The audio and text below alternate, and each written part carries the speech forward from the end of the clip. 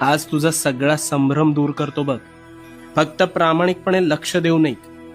मला सांग, आंब्याच्या झाडाचे बीज रोवून सफरचंदाचे झाड उगवलेलं तू ऐकलंयस का कधी? नाही ना.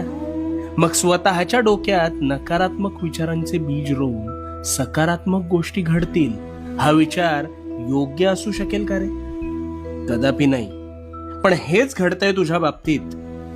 तू एखाद्या गोष्टीचा आरंभ संकल्प करून मोठ्या दिमाखात करतोस, पण काहीच दिवसात अपेक्षित यश मिळत नाही, म्हणून नकारात्मक विचारांचं तोरण आधीच मनात बांधायला सुरू करतोस.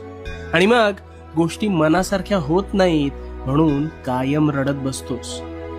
नकारात्मक विचारांचं ग्रहण लागलंय रे तुला. तुझ्या विचारांच्या संभ्रमात तुझ्यावर नकारात्मक विचार हळूहळू तुझ्या नकळत आरूढ होऊन जातात. आणि मग तू सुद्धा या विचारांना जागा देऊन